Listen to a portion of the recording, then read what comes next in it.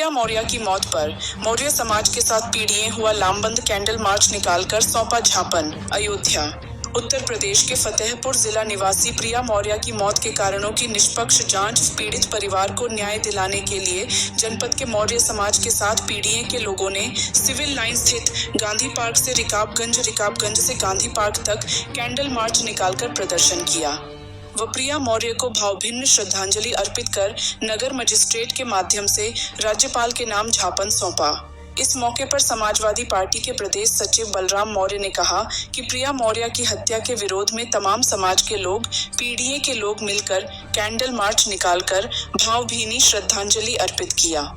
श्री मौर्य ने कहा, आज एक बेटी के लिए एक बाप दर दर भटकता है। बेटी को बस में प्रताड़ित किया जाता है, जिसकी शिकायत उसके पिता द्वारा विद्यालय में प्रधानाचार्य से किया जाता है, लेकिन प्रधानाचार्य द्वारा कार्रवाई न किए जाने से एक बेटी उस स्कूल की छत से कूदकर जान दे देती है। मैं उत्तर प्रदेश के मुखिया से मांग करता हूं कि उस विद्यालय के प्रधानाचार्य व बस के कंडक्टर, जिसकी वजह से प्रिया ने अपनी जीवन लीला समाप्त किया, उन दोषी लोगों के खिलाफ FIR दर्ज कर मौत की सजा दिया जाना चाहिए। उन्होंने यह भी आरोप लगाए कि इस सरकार में आए दिन बहन बेटियों के साथ अन्याय व अत्याचार हो रहा है। बहन बेटियों के सुरक्षित होने का ढिढोरा पीटने वाली सरकार का यह प्रिया मौर्य ताज़ा उदाहरण है। पूर्व प्रत्याशी विधान परिषद अवधेश कुमार यादव ने कहा कि बाबा मुख्यमंत्री से प्रदेश संभल नहीं पा रहा है। उत्तर प्रदेश में अपराध पर बाबा नियंत्रित करें, वरना कुर्सी छोड़ दें। श्री यादव ने कहा, पूरे विद्यालय प्रशासन पर हत्या का मुकदमा दर्ज किया जाना चाहिए। ललितपुर झांसी के पूर्व लोकसभा प्रत्याशी रवि प्रकाश कुशवाहा ने कहा कि इस जघन्य घटना पर स्कूल पर कड़ी से कड़ी कार्रवाई होनी चाहिए। उन्होंने यह भी आरोप लगाया कि प्रिया मौर्य की घटना पर कार्रवाई इसलिए नहीं हो पा रही है क्योंकि वह पिछड़ी जाति से है। बाबा का बुलडोजर इस घटना पर भी चलना चाहिए। हम अपनी बहन प्रिया मौर्य को अपने सभी साथियों की तरफ से भावभीनी श्रद्धांजलि अर्पित करते हैं। ईश्वर उसकी आत्मा को शांति दे। जिस तरह से ये जघन्य घटना हुई है और स्कूल प्रशासन उसमें पूरी तरह से दोषी है। उसके पिता ने उन लोगों के खिलाफ अपनी प्राथमिकी भी दर्ज कराई है। उस पर प्राथमिकी दर्ज करके स्कूल के खिलाफ और उन दोषियों के खिलाफ कड़ी से कड़ी कार्रवाई होनी चाहिए, न्याय संगत कार्रवाई होनी चाहिए। ये हमारे पूरे बहुजन समाज की मांग है और ये केवल कार्रवाई इसलिए नहीं हो रही है क्योंकि वो बिटिया पिछड़े दलित समाज से आती है। पूरे प्रदेश में जिस तरह से अत्याचार, अन्याय और तमाम प्रकार की घटनाएं बहुजन समाज के साथ हो रही हैं, ये बाबा जी जो मुख्यमंत्री योगी आदित्यनाथ जी हैं, उनसे हम मांग करते हैं कि इन सभी घटनाओं में जिस तरह उनका बुलडोजर चलता है, इन घटनाओं में भी उनका बुलडोजर चलने का काम हो। सही है। ठीक है। हमारा परिचय रवि प्रकाश कुशवाहा, पूर्व लोकसभा प्रत्याशी झांसी ललितपुर।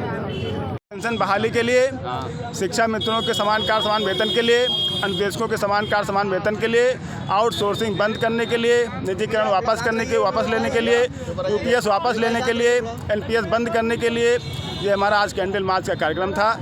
हमारे कर्मचारी 2005 के बाद लगातार संघर्ष कर रहे हैं। आज प्रदेश का 17 लाख कर्मचारी जो NPS के दायरे में है, जो नई पेंशन स्कीम के दायरे में है, वो अपना बुढ़ापा असुरक्षित महसूस कर रहा है और हम लगातार संगठन के माध्यम से मांग कर रहे हैं सरकार से कि हमारी पुरानी पेंशन बहाल की जाए, जिससे हमारा भविष्य सुरक्षित रहे, हमारा बुढ़ापा सुरक्षित रहे।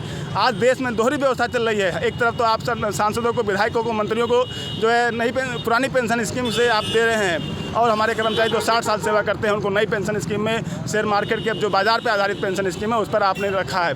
तो ये जो है दोहरी मापदंड जो आपने अपनाया है, ये स्वीकार नहीं है। हम पुरानी पेंशन जो हमारे भविष्य का सहारा है, जिस पर हमें भरोसा है, जिस पर पूरे प्रदेश के 17 लाख कर्मचारियों को भरोसा है, वो पुरानी पेंशन व्यवस्था बहाल करने की हम मांग करते हैं। साथ ही माननीय मुख्यमंत्री से हम ये भी अनुरोध करते हैं, मांग करते हैं कि हमारे प्रदेश में जो शिक्षा मित्र हमारे जो है 10,000 रुपये मानदेय पर पढ़ा रहे हैं, उनका गुजारा नहीं हो पा रहा है, तो उनको समान कार्य समान वेतन दिया जाए, क्योंकि वो भी हमारे साथ कंधे से कंधा मिलाकर शिक्षण कार्य कर रहे हैं। हमारे अनुदेशक साथी प्रदेश में जो 9,000 रुपये 7-8,000 रुपये पर काम कर रहे हैं, उनको भी समान कार्य समान वेतन दिया जाए। उनको भी हमारे साथ जो है कंधे से कंधा मिलाकर प्रदेश में शिक्षा व्यवस्था को सुधारने का काम कर रहे हैं। हमारे देश में आउटसोर्सिंग बढ़ रही है, प्रदेश में आउटसोर्सिंग बढ़ रही है। सरकार से मांग करते हैं कि उसको बंद किया जाए। निजीकरण को जो बढ़ावा दिया जा रहा है उसको भी बंद किया जाए। साथ ही हमारे आंगनबाड़ी, रसोइयाँ, इन सब को जो है इनको भी सम्मानजनक वेतन और मानदेय दिया जाए। इन्हीं सब बातों को लेकर आज पुरानी पेंशन को लेकर ये कैंडल मार्च का आयोजन किया गया था और हम सभी अभी जो है सिटी मजिस्ट्रेट साहब को ज्ञापन माननीय मुख्यमंत्री को संबोधित करते देंगे और मांग करेंगे कि अतिशीघ्र हमारी पुरानी पेंशन बहाल की जाए, जिससे हमारा मान सम्मान और भविष्य सुरक्षित हो सके।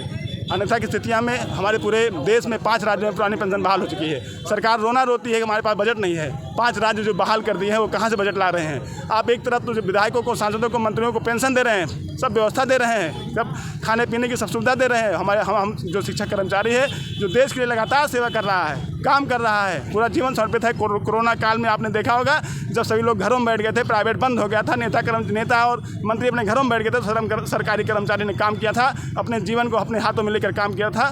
तो सरकार से मैं बताना चाहता हूँ कि और एक बात और भी है, उस समय डीए फ्रीज कर दिया गया था। हमारा 18 महीने का डीए है, सरकार से उसकी मांग करते हैं कि वो भी बहाल किया जाए। तो ये हमारे कर्मचारी के ऊपर सरकार कम से कम ये देखे और जो है समझे कि ये भी हमारा हिस्सा है। और माननीय प्रधानमंत्री जी कहते हैं कि हमारा देश पूरा परिवार है, तो ये परिवार जो है आज पीड़ित है, इसकी पीड़ा का निदान किया जाए, पुरानी पेंशन बहाल किया जाए, हमारे साथियों की जो मांगे हैं और हमारी जो 13 सूत्री मांगे हैं उनको पूरा किया जाए।